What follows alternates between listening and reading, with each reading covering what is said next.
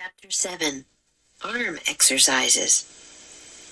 Priscilla led Jack and Annie away from the village toward a large field. The Pilgrims and Wampanoag men had already gathered there. Jack could hear the beat of a drum, but he couldn't see what was going on. "Make haste or we will miss it," said Priscilla. "Miss what?" asked Annie. "Captain Standish is about to lead the men and boys," said Priscilla. "They will exercise their arms." "Why do they exercise their arms?" Jack wondered. "Will they expect me to join in?" As he hurried after Priscilla toward the crowd, Jack practiced. He stretched his arms out wide. He made circles in the air. Then he flapped his arms up and down. Priscilla caught sight of him. "What art thou doing, Jack?" she asked. "Exercising my arms," he said. Priscilla smiled. Then she started to laugh. She laughed and laughed. So did Jack, but he wasn't sure why. A loud bang came from the field. Jack jumped. He stopped laughing. A puff of smoke rose into the air. As the crowd parted, Jack saw the Pilgrim men and boys proudly holding up their long guns. "What just happened?" said Annie. "The men fired their muskets," said Priscilla. "On special occasions they like to show off their arms." "Oh," thought Jack, "now I get it. The long guns are muskets, which are also called arms. So exercising arms means firing muskets." Jack blushed. "Priscilla must think I'm an idiot," he thought. But she just smiled at him fondly. "I thank thee for making me laugh, Jack," she said. "I have not laughed hard in a long time." Jack shrugged as if he had meant to make her laugh. "It is time now to serve our feast," said Priscilla. "I must help with the bread." "What can we do?" asked Jack. "Return to my home," said Priscilla. "Take the turkey off the spit, put it on a platter, and bring it to a table." "Oh, great! We get to help with the turkey," said Annie. "I always help with the turkey at home." "Good," said Priscilla.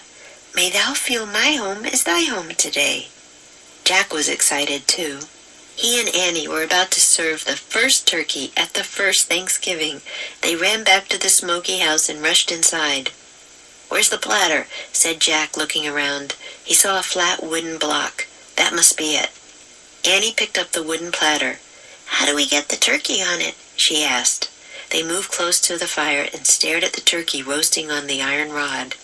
"That must be the spit," said Jack. The spit sat on iron legs. It had a handle. Jack pushed his glasses into place. "I'll lift the spit," he said. "Then we'll push the turkey onto the platter." "Be careful," said Annie. Jack reached out and wrapped his fingers around the handle of the iron spit. "Ow!" he shouted. The handle was super hot. He yanked his hand away and knocked the spit off its legs. The turkey fell into the fire. The grease from the turkey sputtered and popped. The turkey burst into flame. The fire roared. "Ah!" yelped Jack and Annie together. They jumped back from the hearth. Jack grabbed the water pot on the floor. He threw the water into the fire. The fire sizzled and smoke billowed up. When the smoke cleared, the fire was out. But the turkey was completely black. Chapter 8. The Feast. Jack buried his face in his hands. "I don't believe it," he said. "I just burned up the Pilgrim's turkey." "Stay calm," said Annie. "I'll get Priscilla." "No, don't tell Priscilla," moaned Jack. "We have to tell Priscilla," said Annie. She hurried out of the house. Jack lifted his head and stared at the burned turkey. "Oh, man," he whispered unhappily. The Pilgrims had worked so hard to get their food. They had had such a terrible winter, especially Priscilla, and now he had ruined their first Thanksgiving. The door opened. Annie pulled Priscilla over to the hearth. "See," said Annie. "The turkey fell into the fire. It burned up." "I did it," Jack confessed.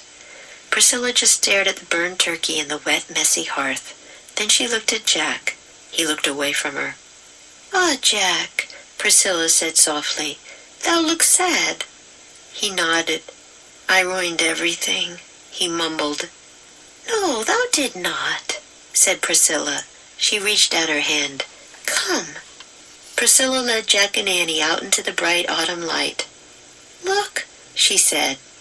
Jack saw Pilgrim women and kids walking to the tables. They all carried wooden platters piled with food.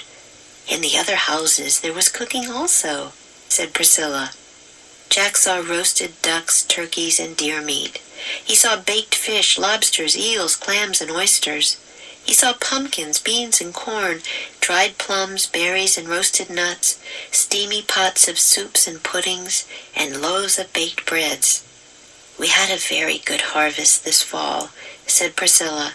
We stored many vegetables. We salted our fish and cured our meat. And today our Wampanoag neighbors brought back 5 deer from the forest for our feast. Jack was relieved to see all the food. Priscilla knelt down and looked him in the eye. See, thou did not ruin anything, Jack, she said. Thou and Annie have helped me a lot this day. You have both made me laugh, and you have both acted with kind hearts. Jack was amazed. He thought he'd been no help at all. Come, said Priscilla, let us join the others. Art thou hungry? Jack nodded. Seeing all the platters of food had made him really hungry. He and Annie followed Priscilla. In the golden glow of autumn light, Jack and Annie joined the Pilgrims and the Wampanoag at the long tables. Priscilla gave Jack and Annie wooden plates. She gave them big white cloth napkins. Then she served them plenty of food. Before they started to eat, Governor Bradford stood up to speak. Those of us who came here on the Mayflower did not know how to live in this land, he said. But Squanto came to help us, and today we give thanks for him, and for the peace we share with his people, and for all our great blessings. Governor Bradford looked at Jack and Annie. Welcome to our feast, he said. At this moment 3 worlds, your world, our world, and the world of the Wampanoag, are not 3, they are 1. 'Tis the magic of community. Indeed, said Annie. She clapped her hands and looked at Jack. We did it, she whispered. Did what? Thought Jack. Governor Bradford then put his napkin over his shoulder. Now, he said, let us feast till our bellies are filled. As everyone started to eat, Annie leaned close to Jack. We found the special magic, she whispered. The magic of community. Remember the rhyme? She repeated Morgan's words. To find a special magic, when work and toil are done, gather all together, turn 3 worlds into 1. Oh, man, said Jack.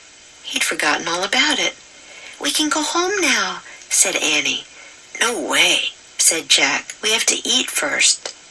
Jack and Annie used their fingers to pick up their food, and they ate and ate and ate. Jack tried everything on his plate, except a little bit of eel and 2 clams. Everything he did eat, he liked, even the turnips.